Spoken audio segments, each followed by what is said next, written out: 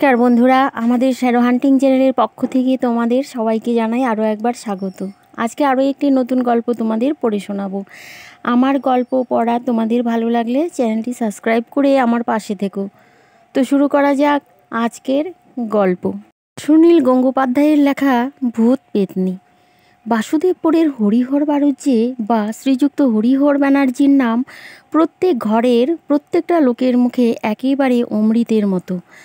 আর হবে নাই বা কেন? হরিহর যদি না থাকতো তবে ওই গ্রাম একদিন শ্মশান হয়ে ভূত পেতনির গ্রাম হয়ে যেত।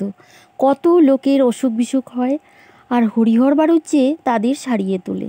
কারো কুষ্ঠ, কারো কলেরা, দিনে দুপুরে রাত্রে যখনই ডাকে তখনই ছুটে যান হরিহর। রুগী বা রুগীর বাড়ির লোক প্রথমে তার ব্যবহারে একটু আশ্চর্য হয়ে যায়, কিন্তু পরে তারা হরিহরের ভেতরের আসল রূপটা ধরে ফেলে। এখন আর কেউ তেমন কিছু মনে করে না। ডাক্তারটা ছিল বড় গরিব, আর গরিব হবে নাই বা কেন? কখনো মুখ ফুটে একটা পয়সা চাইতো না। চাইলেই বা দেবে কোত্থেকে? গ্রামের নাম যদি দুঃখী গ্রাম হতো তো নামটা মন্দ হতো না। 25 বছর ধরে ডাক্তারি করেছে হরিহর। ছোটবেলা থেকেই তার ইচ্ছে বড় হয়ে ডাক্তার হবে। ডাক্তার হয়ে সে মানুষের সেবা করবে। তাই আজ অবধি মানুষের সেবাই করে চলেছে। একজন অবশ্য ডাক্তারি ফি বাবদ পয়সা করি দিতে পারত না, কিন্তু দেবতার মতো সম্মান ও শ্রদ্ধা করত। গ্রামের কোনো লোক তার মুখের উপর কথাটি পর্যন্ত বলতে বিশেষ সাহস পেত না। সেদিনের কথা, রাত তখন প্রায় 1-1:30 হবে। সনাতনের মা প্রায় যায় অবস্থা। 3 মাস ধরে বুড়ি ভুগছে। যমদূত প্রায় ঘরের চৌকাঠে বসে আছে বললেও চলে, কিন্তু চৌকাঠের ভেতরে প্রবেশ করতে দিচ্ছে না ওই হরিহর ডাক্তার। কি যেন একটা বুকের ব্যামোয় ভুগছে ওই বুড়ি। বুড়িকে দেখে ডাক্তার সমস্ত ওষুধপত্র দিয়ে বেরোলো। রাত তখন প্রায় 2:30। বুড়ি দিব্যি নাক ডাকিয়ে ঘুমোতে লাগলো। বাড়ির বাইরে এসে সনাতন ডাক্তারকে এগিয়ে দিয়ে আসতে চাইলো, কিন্তু ডাক্তার বারণ করতে সে আর এগুলো না। কারণ সে কেন, গ্রামের কেউই হরিহরের মুখের ওপর বিশেষ একটা কথা বলতে সাহস পায় না। আসার সময় হরিহর সনাতনের সঙ্গে ডান দিকের পথ ধরে এসেছিল। অবশ্য একটু বেশি পথ হাঁটতে হয়েছিল, কিন্তু বাদিকের পথ ধরে গেলে হরিহর ডাক্তারের বাড়ি খুব কাছে হয়। কে বলে বাদিকের রাস্তাটা নাকি খুব বিপজ্জনক। ওদিকে সন্ধ্যের পর কোনো মানুষজন ওই পথ হাঁটে না। ওদিকে গেলে একটা পুরো বাড়ি পড়ে। দিনের বেলা অবশ্য সেই বাড়িতে গ্রামের ছোট ছোট ছেলেরা খেলাধুলা করতে যায়, কিন্তু সন্ধে হলে সেই বাড়িতে আর কেউ যায় না। এই বাড়ির অবশ্য একটা ইতিহাস আছে।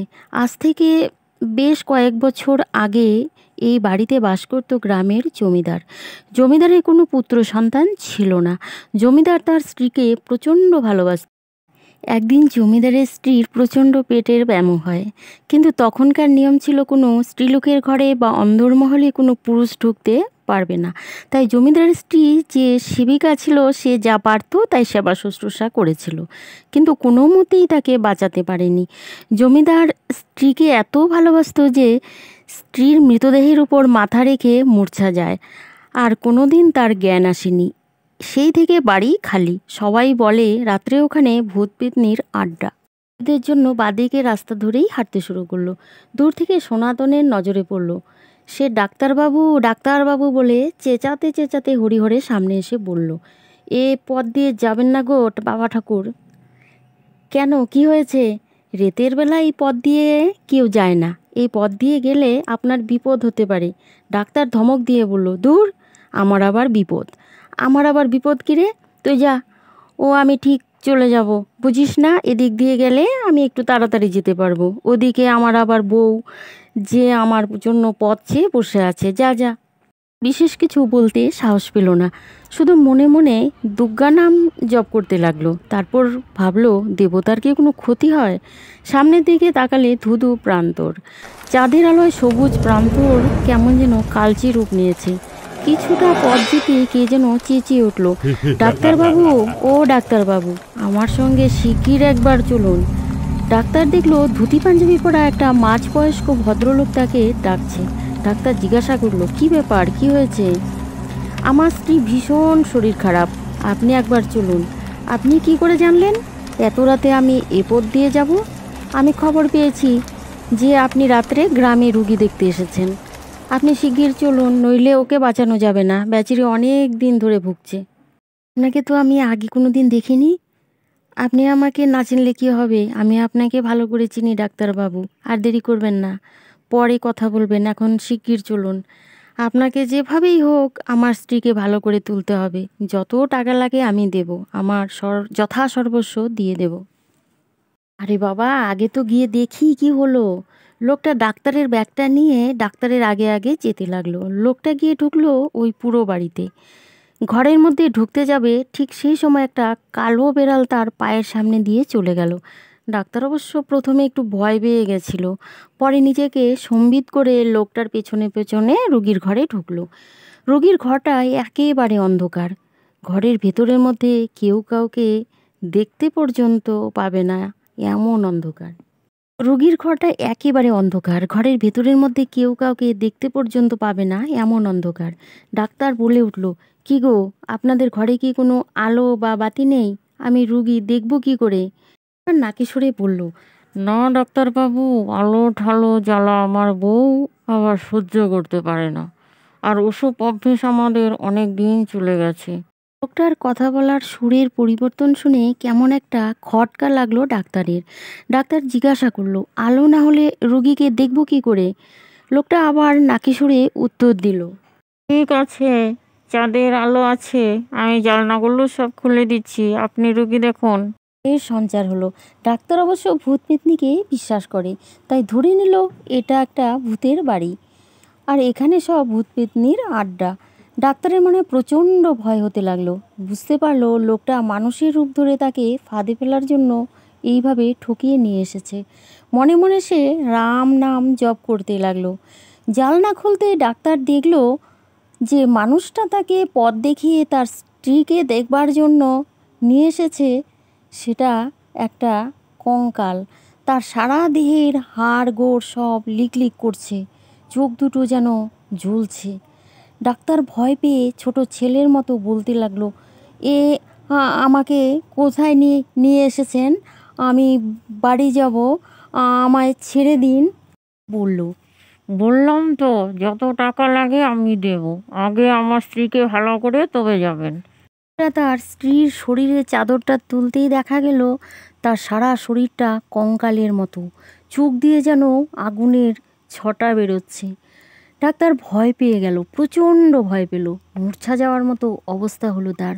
তার মুখ দিয়ে কোনো কথা বেরোচ্ছিল না। তাই দেখে কঙ্কাল লোকটা বলল, ডাক্তারবাবু, ভয় পাবেন না, আমরা আপনার কোনো কনিষ্ঠ করব না, শুধু আমার বড় আদরের বউকে ভালো করে দিন। খাটের তলা থেকে একটা বড় পুঁটুলি বার করে ডাক্তারের ব্যাগে ঢুকিয়ে দিয়ে বলল, এই নিন, আপনার যত খরচ হয় করবেন, শুধু আমার বউকে সারিয়ে তুলুন। লোকটা ডাক্তারের দিকে তাকিয়ে তাকিয়ে কথা বলতে লাগলো, আর ক্রমশ তার দিকে এগিয়ে আসছিল। ডাক্তারও তত ভয় পেতে লাগলো। শেষে যখন ডাক্তারের একেবারে কাছে চলে আসলো, তখন ডাক্তার ভয়ে অজ্ঞান হয়ে গেল। ভোরবেলা সূর্য তখনও মুখ দেখায়নি।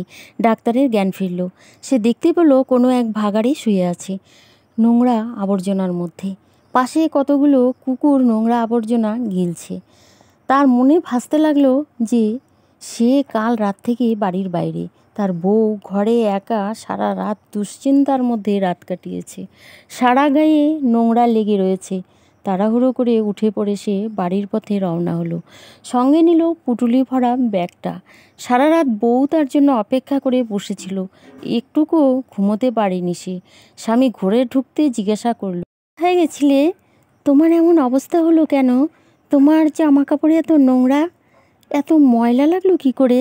সারাটা রাত কোথায় পড়েছিলে? আর তোমার চোখ মুখের অবস্থাই বা এরকম হলো কেন? ডাক্তার বউকে বলল, আমাকে এক গ্লাস জল দেবে? জল খেয়ে বেশ কিছুক্ষণ চুপচাপ বসে থাকলো। তারপর গতকালের রাতের ঘটে যাওয়া ঘটনা মনে পড়ল। সমস্ত ঘটনা সে বলল, কিন্তু সে কিছুতেই চিন্তা করে উঠতে পারল না যে কি করে সে ওই ময়লা আবর্জনায় এলো, কে তাকে এই আবর্জনার মধ্যে এনে ফেলল। বউ বলল, এখনও বুঝতে পারলে না? ওই ভূত পেতনিগুলোই রাগে রাগে ওই কাণ্ড করেছে। কথা বলতে বলতে হঠাৎ ডাক্তারের মনে পড়ল সেই পুঁটুলিটার কথা। সে বউকে বলল, দেখো তো বউ, ওই ব্যাগটার মধ্যে কোনো পুঁটুলি আছে কি না। খুলে দেখে হাজার হাজার মোহর। সে আশ্চর্য হয়ে গেল, মনে মনে ভাবতে লাগলো এবার তারা বিরাট বড়লোক হবে। এতদিন যে দারিদ্র্য তাদের ঘরে ছিল তা দূর হবে। ভগবান স্বয়ং সহায় হয়েছে। বেলা হতে গ্রামের অন্যান্য নামকরা লোকদের সমস্ত ঘটনা বলতে তারা সেই জমিদারের আর জমিদারের স্ত্রীর পুরনো ইতিহাস বলল। গ্রামের অবনী ওঝাকে ডেকে জিজ্ঞেস করতে সে বলল, জমিদারদের বংশের কেউ ছিল না, তাই তাদের কোনো শ্রাদ্ধ শান্তি করা হয়নি, তাই আত্মারও শান্তি হয়নি। অবশ্য একটা কাজ করলে আত্মার মুক্তি ঘটবে। ডাক্তার তখন ওঝাকে আর গ্রামের অন্যান্য লোকেদের বলল, কাল রাত্রে জমিদার ভূত আর তার পেতনি স্ত্রী আমায় প্রচুর ধনরত্ন দিয়ে গেছে। আমার বাবু ওসব বড়লোক টড়লোক হওয়ার ইচ্ছে নেই। তোমাদের সেবা করতে পারলে আমার আনন্দ। আমার বউ তাই বলছিল যে যদি জমিদারের ওই ধনরত্ন দিয়ে ওই পুরো বাড়িটাতে যদি একটা হাসপাতাল তৈরি করে, তবে গ্রামের বিরাট নাম হবে, গ্রামের লোকেরও ভালো হবে। গ্রামের লোকেরা সবাই যেন কীরকম একটা শঙ্কিতভাবে বলল, কিন্তু ভূতপেতনিরা কি আমাদের কাজ করতে দেবে? একে ওদের ভিটে, তার উপর বর্তমানে ওরা ওখানে বসতি। সব কিছু শুনে ওঝা বলল, ওসব দোষ কাটিয়ে দেওয়া যাবে, অবশ্য একটু কিছু খরচ হবে। ডাক্তার বলল, কত টাকা? এমন বেশি নয়, ভূতপেতনির দোষ কাটাতে আমার যা দরকার তার খরচা, আর তারপরে গ্রামের কেউ লোক গয়াতে গিয়ে জমিদার ভূত আর তার পেতনি স্ত্রীর জন্য পিণ্ডদান করে এলেই সমস্ত কিছু শেষ। অবশ্যই আমায় একটু বেশি থাকতে হবে, বুঝতেই তো পারছেন এই কতদিনের ভূতপেতনির বসতি, তারপর আবার কত ভালোবাসা, একসঙ্গে দুজনের দোষ কাটাতে হবে। লোকজনেরা সব যেন একটা অভয়ে বাণী শুনল। তারা সকলে মিলে বলল, ওসব যা কিছু করতে হয় তুমি করবে, আমরা ওসবের কিছু বুঝি না, যাতে যা ভালো হবে তুমি তাই করো, তুমিও তো আমাদের গ্রামেরই লোক। আর বাবা, গ্রামে যদি কিছু একটা হয় সেটা তো তোমারও ভালোর জন্য। ওঝা বলল, ঠিক আছে, আমি যা যা বলছি সেই মতো সব জোগাড় করে দাও, তারপরে সব ব্যবস্থা আমি করে দিচ্ছি। তারপর ওঝা পুরো বাড়ির ভূতপেতনিকে চিরদিনের মতো তাড়িয়ে দিয়ে ঘর বাড়িটাকে দোষমুক্ত করে দিল। কিছুদিন পরে গয়াতে গিয়ে পিণ্ডি দিয়ে আসা হলো। তারপর হাসপাতাল তৈরির জন্য বাড়ি ভাঙা শুরু হলো। হাসপাতাল তৈরি হলো, গ্রামের লোকের হরিহর বাড়ুজ্যেকে হরিহর দেবতা বলতে লাগলো।